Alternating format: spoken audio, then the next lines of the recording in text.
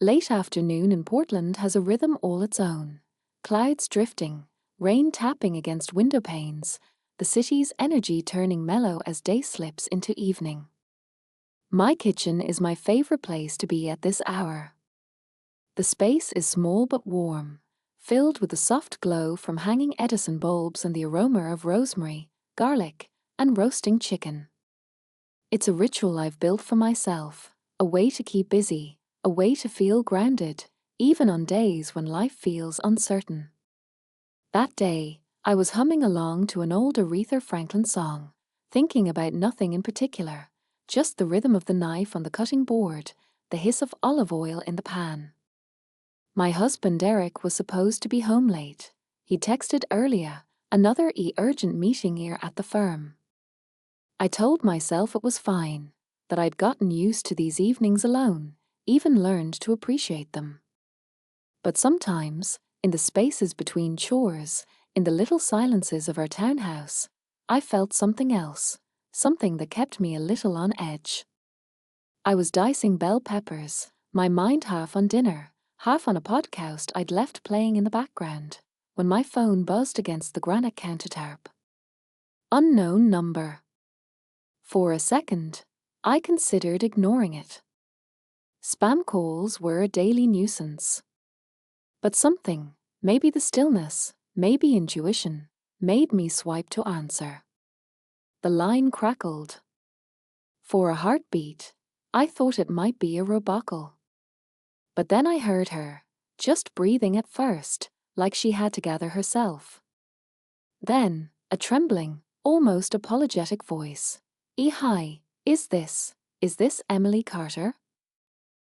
That's me, Emily, not the name I was born with, but the one I chose to keep after college, after reinvention, after life forced me to grow up faster than I wanted. Yes, this is Emily. Who is this? I asked, already feeling something coil tight inside me. She took a shaky breath, as if she was about to jump off a ledge. I'm so sorry to call you. I didn't know how else to do this. My name is Rachel. There was a pause, and for a moment, it sounded like she was on the verge of tears. This is hard to say, but I'm pregnant. And Eric, your husband, he's the father. For a second, my mind refused to process the words. I stood frozen, a bell pepper half chopped, my hand gripping the knife so tightly my knuckles ached. I heard myself say, what? Not out of confusion, but out of disbelief, denial, desperate hope that I'd misunderstood. But the silence on the other end was heavy, final. I'm sorry, as she whispered, and then the line went dead. I stared at my phone. The number was gone, no caller ID, just a blank spot in the call log. Like it might have been a dream, or a glitch. For a moment, I almost convinced myself that it was a mistake. That Rachel had called the wrong number. That she'd meant someone else. That maybe Eric had been targeted by a scam. But I knew better. My hands started to shake. The knife clattered against the cutting board, making a noise that felt too loud, too sharp for my quiet kitchen. The smell of garlic, my comfort, my ritual, turned harsh, almost bitter. I leaned against the counter, my palms pressed flat against the cool granite, grounding myself.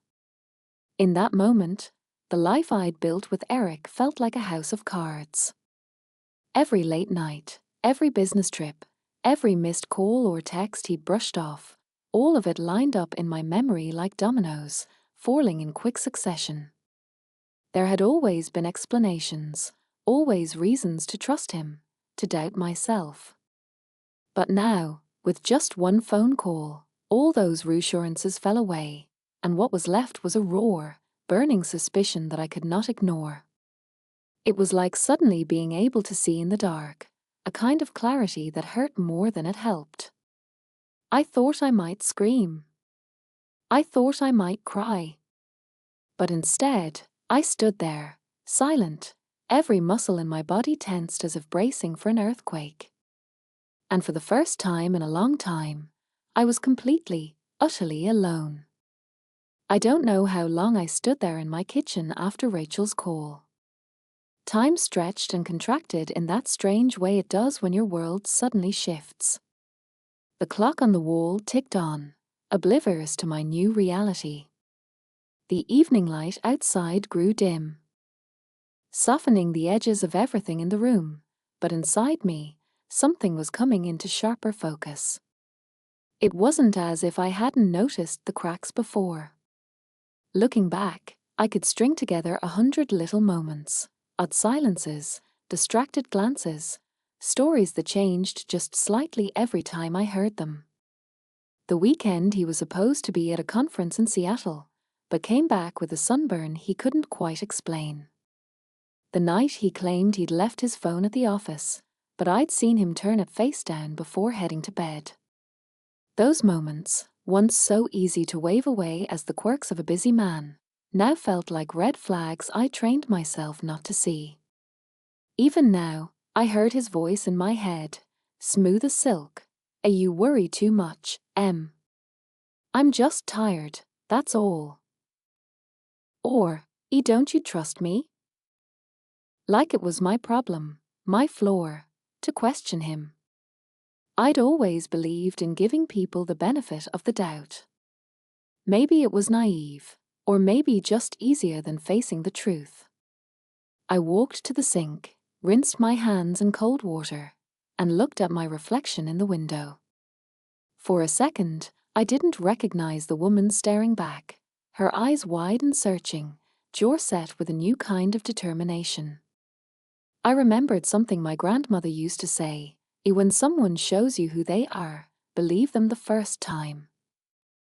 I'd ignored that advice, clinging to the version of Eric I wanted to believe in. The rest of that evening unfolded in a blur. I turned off the stove, supper ruined, appetite gone. I moved on autopilot, clearing the kitchen, wiping down the counters, as if the right combination of order and cleanliness might restore some sense of normalcy. But nothing felt normal anymore. By the time I made it upstairs, the house was cloaked in silence. I sat on the edge of the bed we'd shared for nearly 10 years, tracing the faint lines in the quilt my mother had sewn as a wedding gift. How many times had I reached for Eric in the night, thinking the warmth of his hand could chase away my anxiety? How many mornings had I woken to the sound of his laughter, certain I was exactly where I was meant to be? Tonight, the space beside me was cold. He wouldn't be home for hours. My mind ran wild with images, Eric with Rachel, somewhere out there, together. Was she younger? Prettier? Did she know about me, really know, or was I just a name, a role to be pitied or despised? The questions clawed at me, relentless.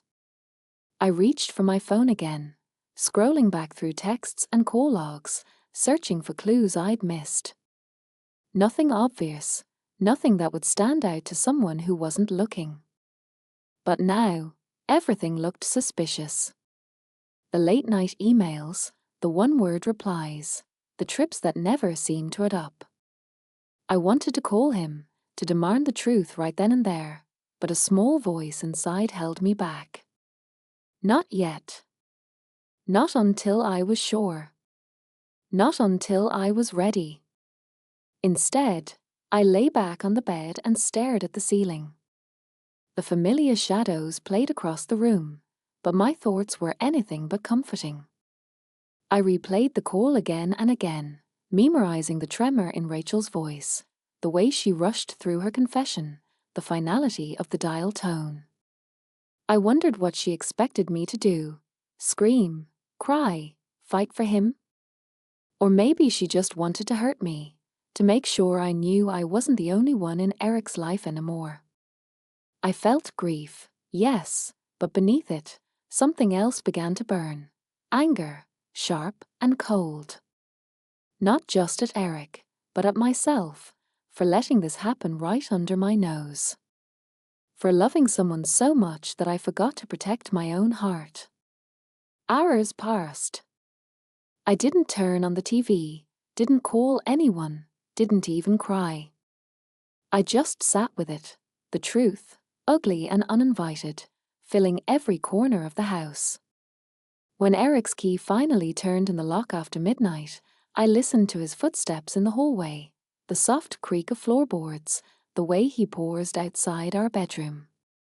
I shut my eyes, pretending to sleep, listening as he moved quietly, so carefully, as if he knew some part of me had woken up.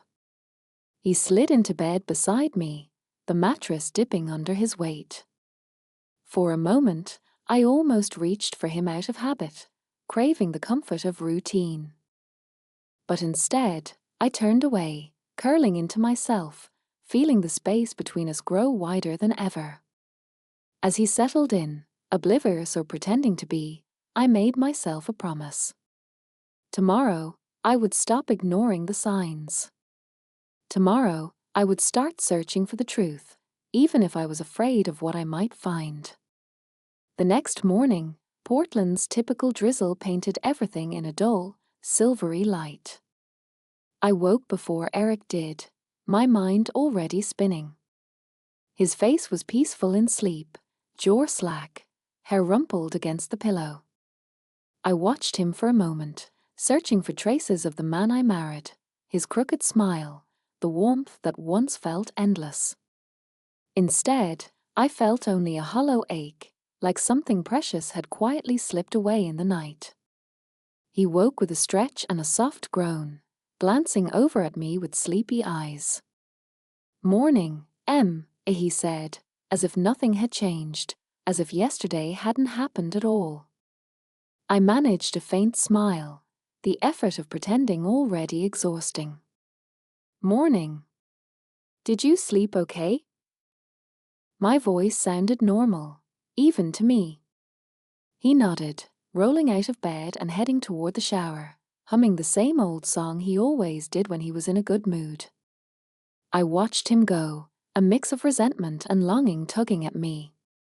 Part of me wanted to demand answers right then and there. Another part, the wounded part, needed more time, to gather my thoughts, to plan. Downstairs, I made coffee and set out breakfast just like always. The kitchen, once my sanctuary, felt suddenly foreign, haunted by memories of the night before. I busied myself with small tasks, stacking plates, watering the little herb garden on the windowsill, anything to avoid looking directly at Eric when he finally came down. He was dressed for work, navy suit, crisp white shirt, tie neatly knotted. He looked every bit the part of the successful young executive, the man I'd once admired for his ambition and drive. He poured himself a mug of coffee, added the exact amount of cream, then paused. "You okay? You seem quiet today." I forced a reassuring laugh. "Just tired. Didn't sleep well, that's all." I tried not to notice how his eyes slid away from mine, how quickly he latched onto the excuse. He leaned in and kissed my cheek, the gesture so familiar I almost leaned into it out of habit. But I didn't. Instead, I watched him grab his laptop bag, check his reflection in the window, and disappear into the morning, just as he'd done 1,000 times before. When the door shut behind him, I let out a shaky breath I didn't realize I'd been holding. Alone again, I sat at the kitchen table with my coffee cooling in front of me, my notebook open. For the first time, I started to write everything down. I listed every odd detail from the last year, dates, times, names, money gone missing, weekends when he was working late. The picture that formed was ugly, undeniable. It wasn't just a mistake. It was a pattern, a story told in gaps and silences. I wasn't sure what to do next, so I started with what I could control. I searched our banking records, scrolling through statements, looking for any clue. There were withdrawals I couldn't explain, restaurant charges from neighborhoods we never visited, hotel stays that made my hands tremble. I snapped photos of the documents, saved everything to a hidden folder on my laptop. The day passed in a daze, each hour slow and heavy.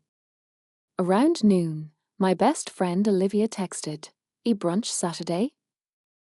Normally, I'd have jumped at the chance, but I hesitated, not ready to speak any of this out loud. I typed back, "E sure."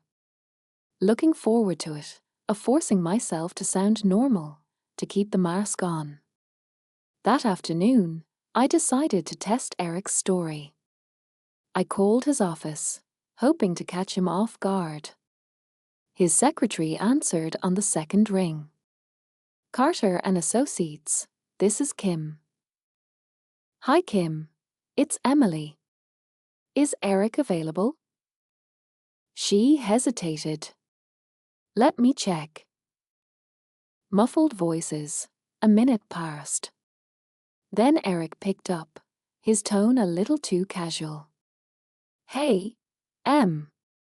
Everything okay?" I told him I was just checking when he'd be home, my voice light. He hesitated, barely a second, but I heard it. "I might be late. Got a lot to finish up tonight." A chill slid down my spine. "Okay. No worries. See you when you get home," I replied, even as my heart pounded. After we hung up, I sat at the table, fingers drumming restlessly.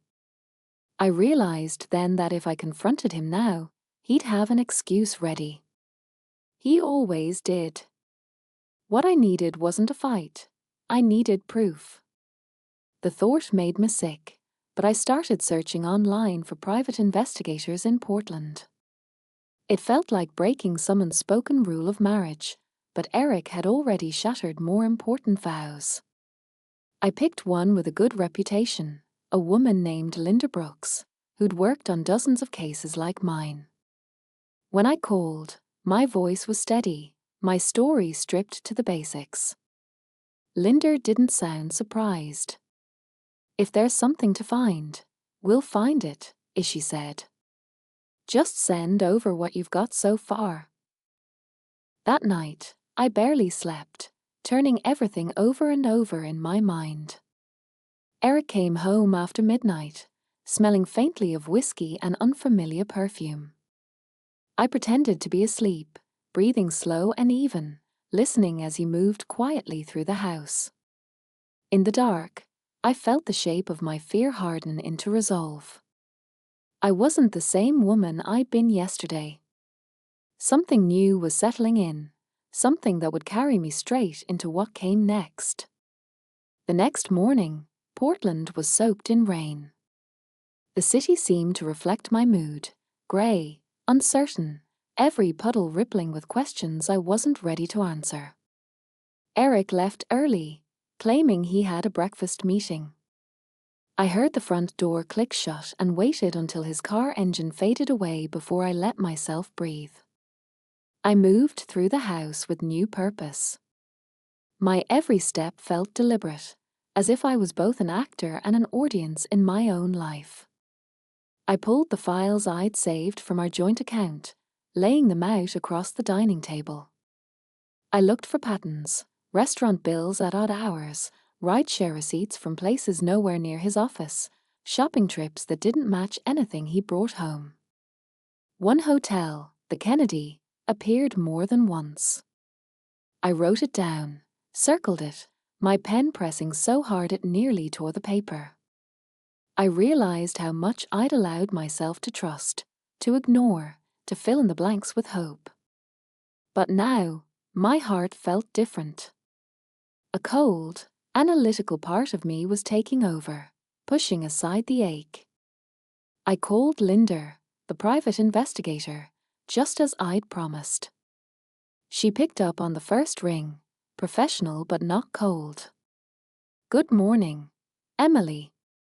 I'm ready when you are. We met at a coffee shop on the east side, a place filled with college students and people typing on laptops. It was the kind of setting where nothing felt out of place, even two women having a conversation about betrayal. Linda was in her early 40s, dressed simply, her hair pulled back, no nonsense.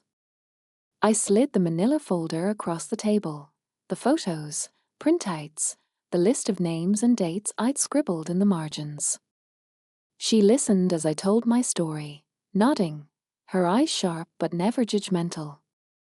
I see this a lot, as she said quietly. People underestimate their spouse's ability to lie, but they also underestimate their own ability to survive the truth. You're stronger than you think. She told me she'd look into Eric's movements, check the hotel, the credit card trails, even scan social media for Rachel. I felt both exposed and protected, like handing over a secret to a stranger who already understood. Walking back home through the drizzle, I replayed our conversation. A part of me wanted to hope it was all a misunderstanding, that maybe Rachel was lying, or that Eric had some explanation, however unlikely. But another part, the part that remembered every unanswered question, every late night, knew I couldn't go back, even if I wanted to. That afternoon, I went through the motions of my day, working remotely for the nonprofit I joined 2 years ago. Helping others usually gave me a sense of purpose, but today every task felt hollow. I answered emails, joined Zoom meetings, smiled when I needed to, but my thoughts kept drifting to Linda's promise, if there's a secret, I'll find it. When Eric texted to say he'd be late again, I didn't reply right away. I just stared at the words, my phone heavy in my hand. In that moment, the marriage I'd built began to feel like a house I was slowly packing up, room by room, memory by memory. That night, I found myself sitting on her back porch, wrapped in a blanket, listening to the rain tap against the wood. I thought about the woman I used to be, the girl who trusted, who loved easily, who thought marriage was a kind of magic. I wondered if I'd ever be her again. Sometime after midnight, Eric's headlights flashed across the driveway. I didn't move. I watched him from the shadows, his shoulders hunched as he came inside, his footsteps cautious, almost guilty. He didn't see me. I stayed outside, letting the rain mist my face, letting the cold seep into my bones. I was done pretending. I was done being afraid. The next day, Linda called.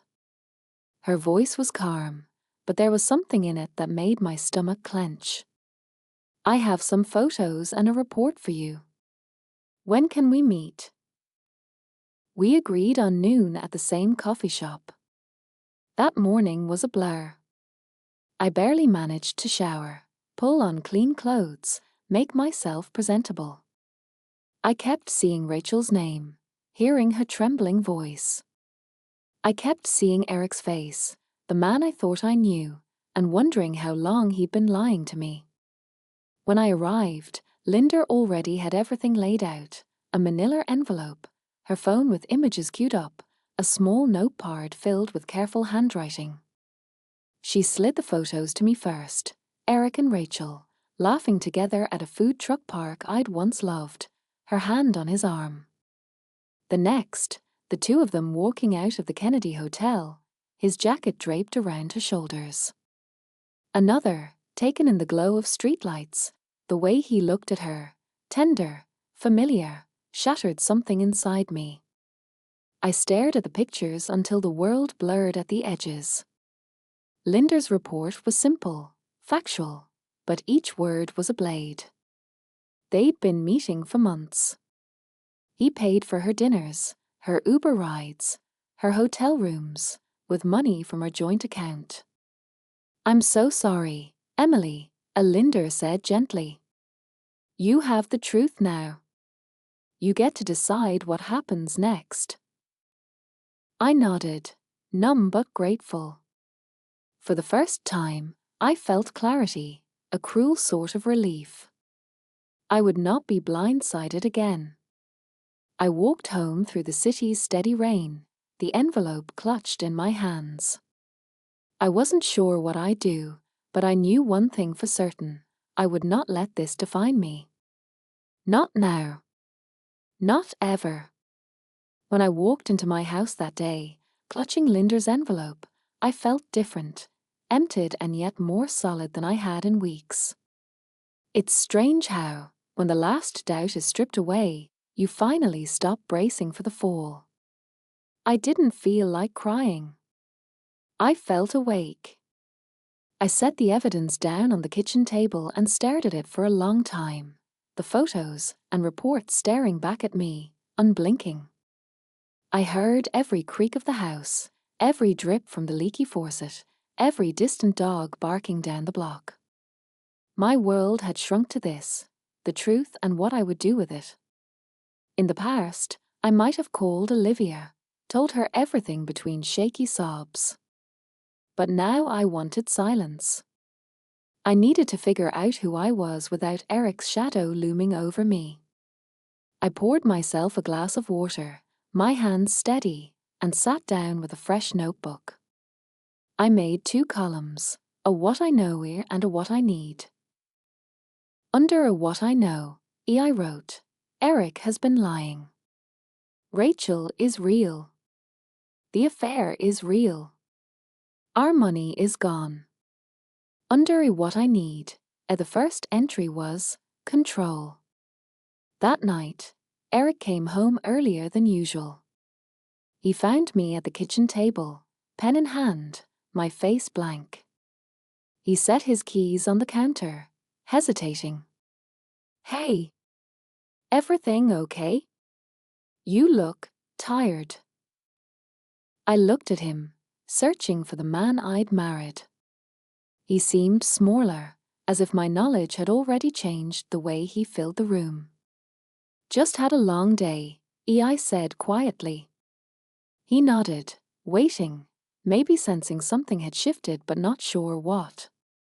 Want to order takeout? I can pick up Thai from that place you like. I shook my head. I'm not hungry tonight. He watched me a moment longer, then gave up and went to watch TV. I listened to the rise and fall of sitcom laughter, the comforting noise that used to make our house feel full. Now it sounded hollow. I left him there, alone in the glow of the screen, and went upstairs. In our bedroom, I opened the closet and started to take stock of my life, not just the clothes and shoes, but the documents, the old letters, the photographs tucked away in boxes. I gathered my important papers, birth certificate, passport, financial records, and put them in a folder I could grab in a hurry. I didn't know if I was planning to leave that night, or just preparing for the possibility. Either way, I felt calmer with each step. Before bed, I checked our bank accounts again. Money was still flowing out, small amounts but regular, coffee shops, ride shares, even gifts labeled as a miscellaneous. I took screenshots, forwarded them to my lawyer, Denise, who'd agreed to meet the next afternoon. I realized then that I was already building a wall between myself and Eric, one transaction at a time. That night, I lay in bed beside him, wide awake, staring at the ceiling. He turned over, mumbled something in his sleep, reaching for me. I didn't move. I felt a new kind of strength, the knowledge that, this time, I would not be caught off guard. The next day, I met Denise at her office on the east side. She was sharp, efficient, and, to my relief, entirely unfazed by my story. This is more common than you think, as she said, flipping through the photos. The important thing is you're acting now, not later. We talked through my options. What would happen with the house, with the accounts, with the legal process. She gave me a list of what to gather, what to document, who to call. For the first time in days, I felt like the future was something I could shape, even if it was nothing like I'd planned. "Emily, you have everything you need," Denise said, sliding the folder back to me. "The next step is about protecting yourself. Let's make sure he can't touch what's yours." Walking out of her office, the autumn wind sharp on my face, I felt lighter. Not happy, never that, but strong. I realized I had stopped thinking of myself as someone who'd been betrayed. I was someone who could decide what happened next. That evening, I started quietly moving money from our joint accounts into a private one Denise had helped me set up. I made copies of every statement, every receipt, every transaction I thought might matter. I made a plan with Denise. At the right moment, she would freeze our joint accounts, and I would have control over what was left. For a few days, I played my part. I made Eric's favorite coffee, laughed at his dumb jokes, acted as if nothing had changed. But inside, I was watching, noting every lie, every hesitation. It was like living a double life, but this time, I wasn't the one in the dark. One morning, Eric came into the kitchen while I was reviewing bank statements. He leaned over my shoulder, casual, but his eyes flickered when he saw my screen. "Working on bills?" he asked. I closed the laptop slowly. "Just making sure everything's in order." He hesitated, then kissed my head and left for work. As the door shut behind him, I allowed myself a small, grim smile. He still thought he was in control. But this time, the game was mine. The days that followed passed with a kind of electric tension, as if the whole house was waiting for a storm. Outside, the leaves turned gold and red, Portland's streets shining with rain and the glow of autumn. I tried to notice the beauty, to breathe in the world that was still mine, even if the foundation of my life was shifting beneath my feet. Each morning, I acted out my part in Eric's little theatre. I greeted him with a smile, poured his coffee, listened to his updates about work, and asked about his meetings. He never suspected that, behind my polite interest, I was tracking every movement, every dollar, every new lie. I started taking walks early in the morning before work. There was something healing about the quiet city, the way fog clung to the riverbanks and the sound of my sneakers against the damp pavement echoed in the empty streets. Sometimes I'd stop at a neighborhood bakery, treating myself to a coffee and a warm croissant, savoring the freedom of my own company. With each step, each small act of care, I felt my confidence grow. I wasn't powerless, not anymore. At home, I became an observer of my own marriage. I watched Eric closely, the way he avoided eye contact when I asked about his day, the little flinches in his voice, the way he never left his phone out of reach. I noticed things I'd ignored for years, the receipts he tried to hide, the late-night texts, the cheap cologne he'd started wearing. Each new detail was a thread, and I was unraveling the life we'd built together, one knot at a time. With Denise's help, I continued to move money into my own account, shifting assets quietly. I found old property deeds, tax returns, and insurance policies, copying and storing them in a safe deposit box under my name. Each document was a piece of armor, each move a way to ensure I would never again be caught unprepared. When Eric wasn't home, I started packing up small things, a box of keepsakes from my childhood, my favorite books, some jewelry that belonged to my mother. I didn't know when I'd leave, but I knew I wanted to be ready. I started making lists, what I'd take, what I'd leave, the people I'd call when the time came. It wasn't fear that drove me now, but determination. I was planning my freedom. One afternoon, Denise called me. "Emily, we're almost there. I've drawn up the paperwork for you, and I've filed a petition to freeze the joint assets the moment you sign. Once you're ready, I'll file for divorce. You won't have to face him alone." There was comfort in her certainty, in the way she took care of the details so I could focus on what mattered, reclaiming myself. That evening, I decided to visit my best friend Olivia. I hadn't told her everything, just enough that she knew something was wrong. She welcomed me with open arms, her apartment a sanctuary of candles and laughter and mismatched furniture. We drank tea, talked about everything but Eric, and for a few hours, I felt like myself again. The Emily I was before the secrets, before the lies. When I left, Olivia hugged me tight. "Whatever happens," as she said, "I've got your back. I'm proud of you, Em. You're stronger than you know." Her words echoed in my mind as I walked home.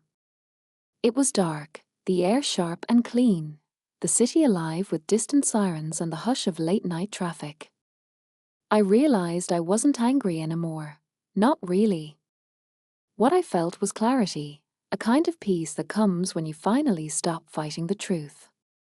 The next morning, I sat down at my computer and wrote a letter to myself, everything I wanted to remember when this was over. I wrote about the good times, the laughter and adventures, the love I'd believed in so fiercely. I wrote about the betrayal, the pain, the loneliness. And then I wrote about the future, the life I wanted, the things I still hoped for. By the end, I was crying, but it felt like a relief, like rain after a long drought. Days passed, each one bringing me closer to the moment I'd confront Eric, the moment I'd reclaim my life.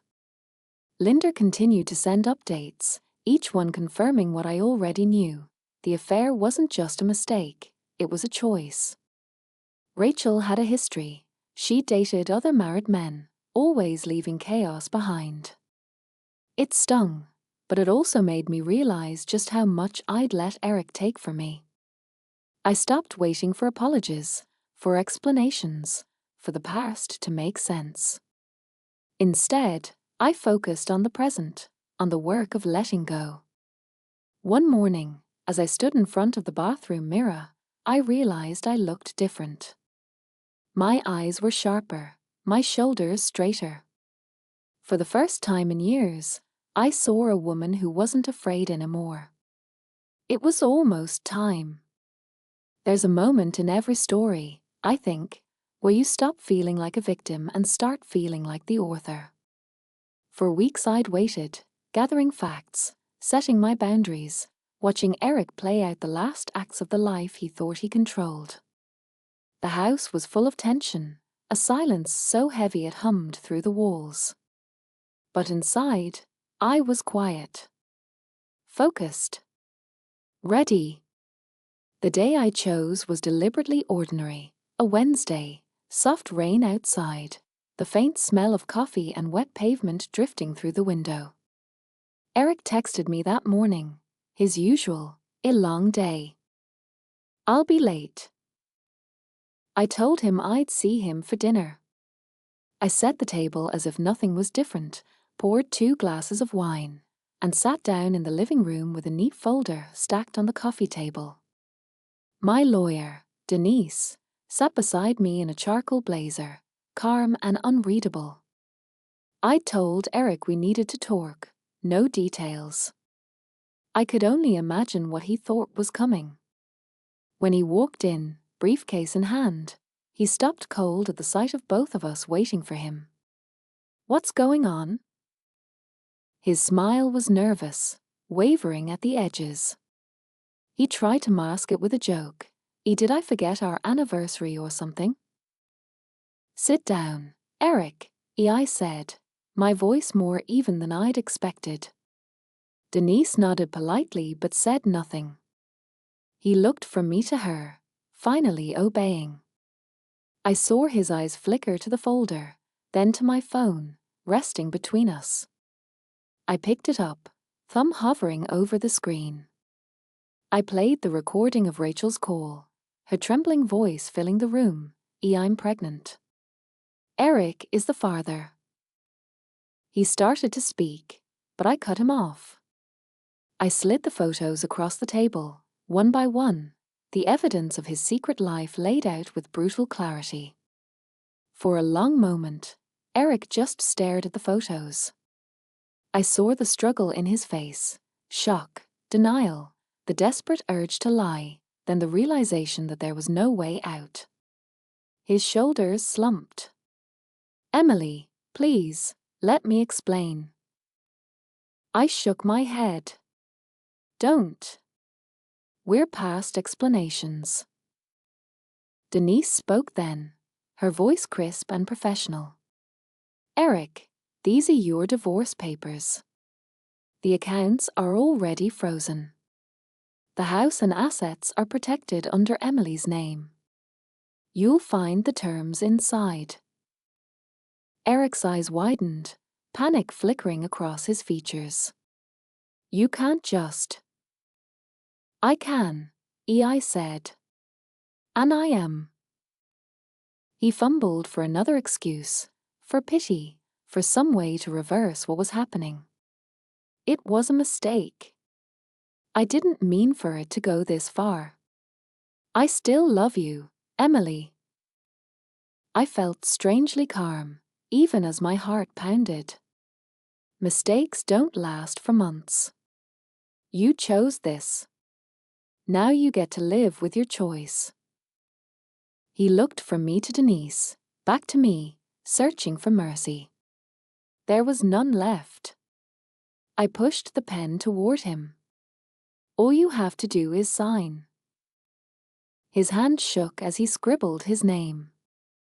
When he finished, Denise gathered the papers, her movements practiced and final.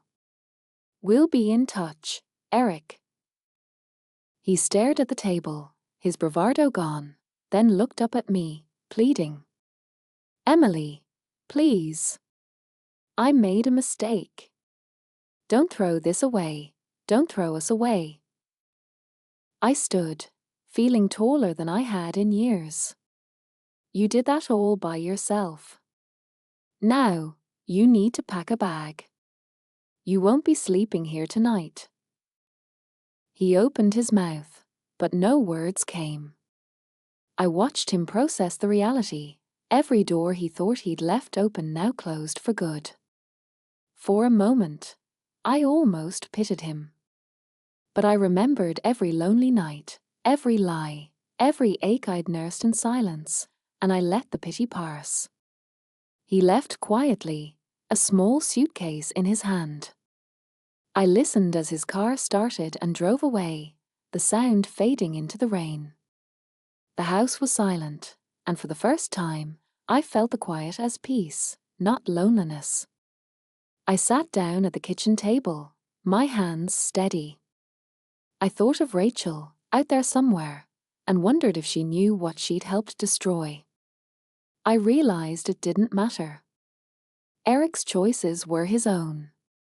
My life was my own again. The phone rang that night. His number, of course. I let it go to voicemail. Then again. And again. Each message a plea, a promise, a bargain with the past. I listened to a few, not out of hope, but to remind myself of the strength it took to walk away. Rachel must have left him too. Eventually, his tone turned from desperate to defeated. I didn't answer. The woman who used to need his approval was gone. Instead, I cleaned out the house, his clothes, his photos, his scent. I opened windows to let the rain-cooled air wash through every room. I rearranged furniture, threw out old keepsakes, reclaimed every corner. This wasn't about erasing the past. It was about making space for my future. And as the rain eased and the city lights glimmered beyond my window, I felt something I hadn't felt in years, Hope.